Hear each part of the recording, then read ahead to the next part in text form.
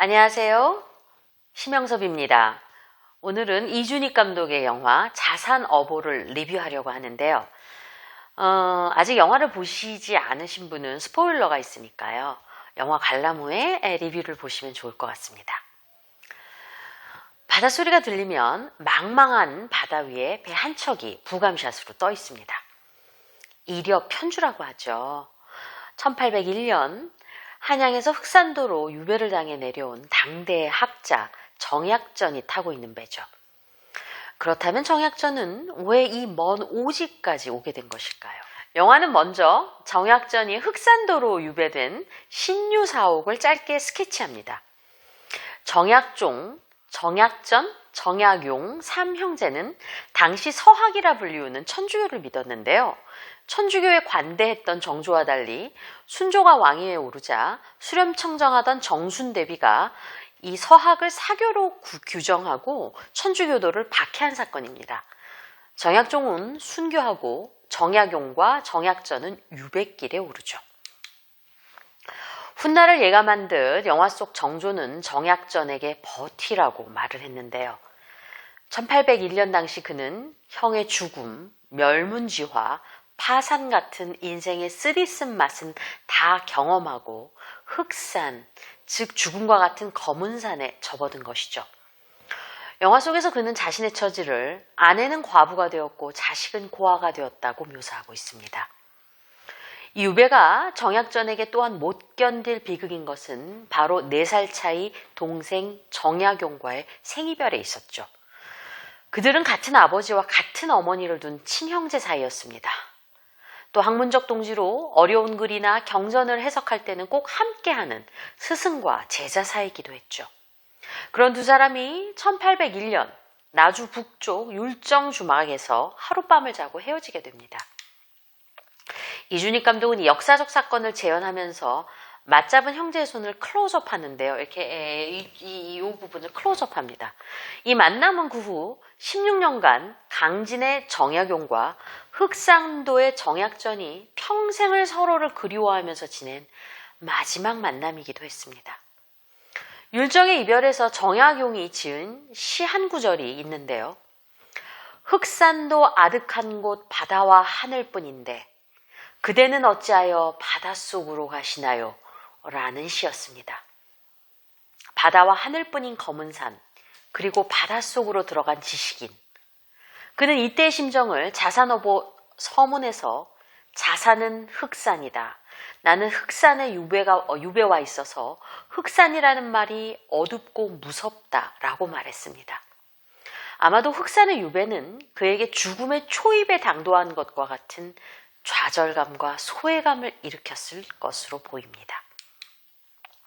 여기서 우리는 첫 번째 자산어보라는 영화가 갖는 질문에 대한 답을 찾을 수 있을 것 같습니다. 이 영화는 왜 흑백이어야 할까요? 바다는 푸르나 산은 검고 또 이러한 암담한 정약전의 처지와 흑산의 이미지를 수묵화 같은 흑백으로 그려내는 것이 더 맞아떨어지는 것이 아닐까 싶습니다.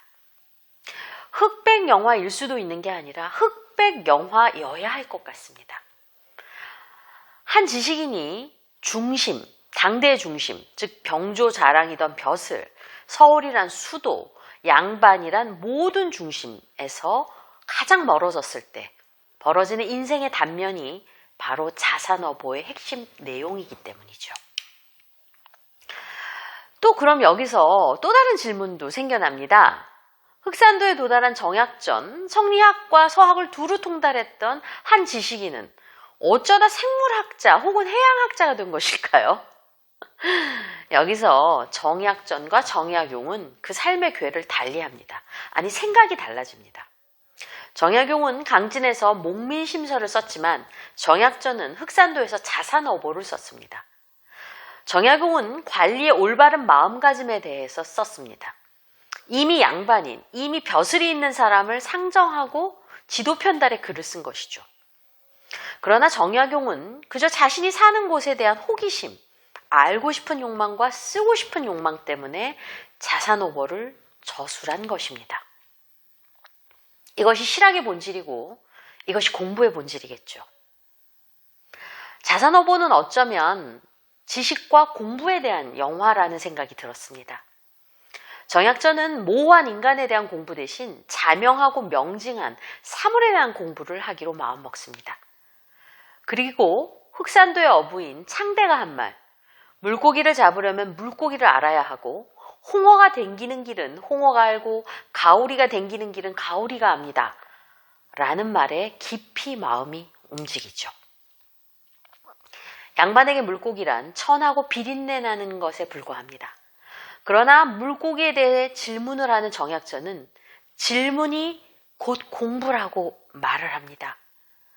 저는 이 말이 굉장히 가슴에 새겨졌어요. 외워서 입신양명하는 것이 공부가 아니라고 말을 하죠. 영화에서 물고기에 대한 정약전의 순수한 호기심은 세상을 공부하는 이치와 본질은 과연 무엇인가?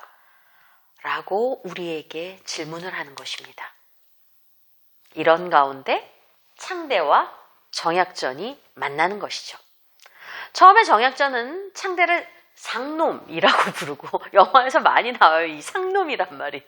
창대는 약전을 사학죄인이라고 생각합니다. 서로가 멸시하는 죄인과 상놈의 만남이죠. 만인이 평등하다는 사학은 조상, 아버지, 임금으로 이어지는 성리학의 군사부 일체 같은 사상과는 대치되는 것이라 볼 수 있습니다. 창대는 양반의 집 서자로 태어나 상놈 대접받는 것에 이골이나 양반이 되기를 소망하는 인물입니다. 창대의 군사부 일체 같은 생각에 약전은 주자는 참 힘이 세구나 라는 말을 읊조립니다. 그가 처음 천주학을 접했을 때 제사를 지내지 말라는 서학에 대해 반발을 했었거든요. 그때 다른 학자가 약전에게 했던 말입니다. 주자는 참 힘이 세구나. 이 말은 어쩐지 현재에도 울림이 있는 것 같습니다. 주자 대신 자본주의는 참 힘이 세구나. 공산주의는 참 힘이 세구나. 등등 사상이 얼마나 인간의 생각을 지배하는지에 대한 울림이 있는 독백이라고 볼 수 있죠. 이준익 감독은 두 사람의 대립과 화합을 통해 기존의 질서와 새로운 질서의 충돌, 질문하는 공부와 외우는 공부의 충돌, 명분과 합리의 충돌 등 당시 조선의 근대화 직전의 여러 가지 사상들이 충돌하고 반목하는 상황을 약전과 창대라는 두 사내를 통해 미시적으로 접근합니다. 창대를 위시한 흑산도의 어민들, 당대의 민중들은 계급제도, 남녀차별, 세금제도와 군납제 같은 여러 가지 기득권의 제도와 사상에 묶여서 차별과 수탈을 당하고 있죠. 창대는 양반 아버지를 찾아가 보지만 예기 춘추까지 다 하는 줄 알았다며 양반 아버지에게 차가운 냉대를 당합니다. 이러한 창대와 약전의 계급적 차이는 상징적인 화면짜기로 압축되어 있는데요. 영화에는 자주 중앙의 기둥을 통해 창대와 약전, 또 약전과 가거댁 사이를 가로막는 어떤 장애물을 보여줍니다. 양반인 약전과 계급적으로 나뉘어지는 민중들의 계급적 소외를 형상화한 상징적인 화면짝인데요. 이 장면에서도 마찬가지로 둘 사이에 어떤 기둥이 가로막고 있는 것이 보이시죠? 상황이 이러하니 약전과 창대의 교류는 조선사의 전례 없는 아마 세종대왕과 장영실의 교류 이래 계급을 뛰어넘는 놀라운 콜라보로 전개가 됩니다. 창대는 온갖 물고기를 잡아오고 약전은 이에 치수를 재고 분류를 합니다. 롱숏으로 잡아내는, 롱숏이라는 게 이제 멀리서 잡는 거죠. 이 망망대해의 배 한 척과 탐구에 몰두하는 두 사내. 이 시각적 이미지는 호젓하게 영화의 주제를 압축합니다. 그러나 사실은 정말 촬영이 어려웠을 것 같아요. 예. 이 두 사람 사이에 바다가 있는 것입니다. 이때 바다는 끝도 시작도 없는 온갖 생명체가 숨쉬는 시원의 우주 같은 곳이죠. 여기에는 계급도 양반도 상놈도 없습니다.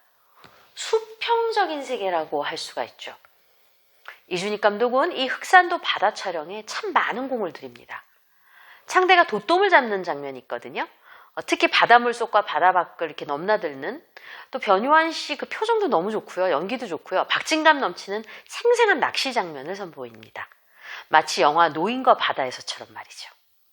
또한 굽이치는 바다와 창대의 실루엣이 한 화면 안에 있으면서 이 파도와 별이 가득한 밤바다를 잡아내는 장면이 있거든요. 영화에서 확인해 보세요. 너무 아름답고 인상적이랍니다. 약전과 창대는 이렇게 서로의 지식을 교환합니다. 지식의 물물 교환이 일어나자 이 죽음의 흑사는 유토피아적인 이미지로 점점 변모합니다. 둘은 가거댁과 섬처녀 복례와 각각 정이 들어서 결혼하고 여인들은 나란히 아이를 갖습니다. 물가에서 물속에서 눈이 맞은 것이죠. 흑산도 바닷가를 배경으로 이제 아이들과 이 어른들이 이렇게 시간이 점차 지나면서 씨름을 하는 장면이 있는데 아마 이 배 위에서 촬영한 장면이었을 텐데요. 계급이 사라진 모두가 벗이 낙원 같은 행복감으로 충만한 그런 영화의 명장면이기도 합니다. 그러나 시간이 지나자 이곳에도 균열이 가죠. 임금이 없는 나라를 꿈꾼다는 약전의 말에 창대는 위험한 사상이라 여기고 그와 스승의 연을 끊습니다.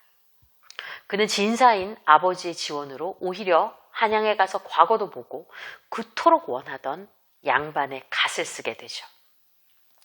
창대는 자산어보 대신 목민심서를 마음에 품습니다.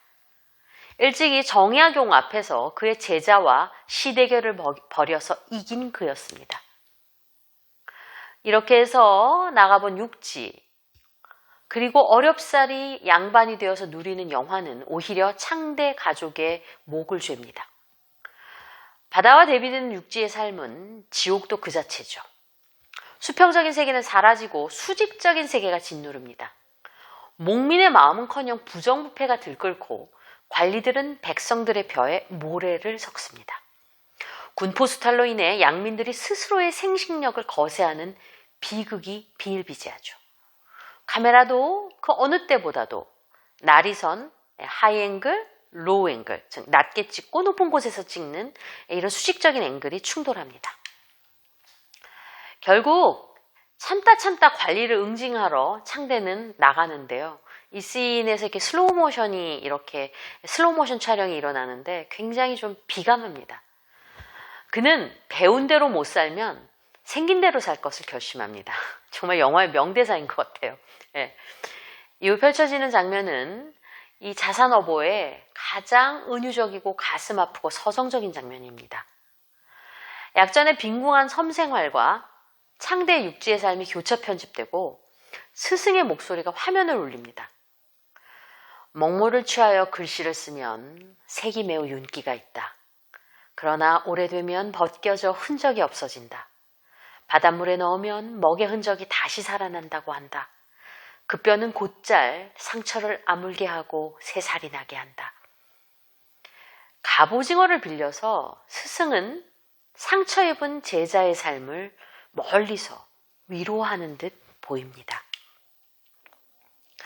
그리고 이렇게 해서 다시 이 흑산으로 돌아가는 길에 스승의 죽음을 알게 되죠. 붓을 쥐고 죽은 정약전. 죽을 때까지 뭔가를 쓰다 죽은 사람. 그것은 인생을 지식의 바다에서 한없이 헤엄친 빅피쉬, 열린 마음을 가진 물고기, 정약전의 장엄한 운명적 패배라고 할 수 있을 것입니다. 성게 입에서 새끼새가 날아가고 그 푸른 새가 날아가면 바다의 푸른색이 화면의 마지막에 아주 찬연한 색깔로 되돌아옵니다. 영화 자산어보는 지식의 바다를 항해하는 열린 지식인의 자화상과 인간적인 평등함을 염원하는 민중들의 꿈이 함께하는 영화입니다. 영화의 시작이 약전이 서울에서 흑산으로 갔다면 영화의 마지막은 제자인 창대가 흑산이 아닌 자산으로 돌아가는 수미상관의 구조로 되어 있죠.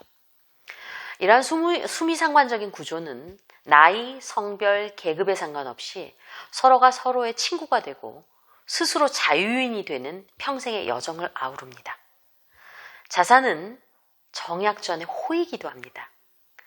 그는 어둡고 무서운 죽음의 입구에서 온갖 생명체가 충만한 그윽하게 살아가는 검은색의 자산을 발견한 것이죠. 영화 자산어보는 이준익 감독님의 많은 영화 중에 특히 시적 감수성과 시각적 감수성 모두가 혼재하는 아주 흑백의 영상미학이 단연 돋보이는 작품입니다. 개인적으로 이 자산어보만은 넘실거리는 바다와 별과 하늘을 직접 느끼시기 위해서, 충분히 느끼시기 위해서 꼭 극장에서 보실 것을 권유드립니다. 흑산, 세상의 끝에서 깨닫습니다. 벗을 깊이 알면 내가 깊어집니다.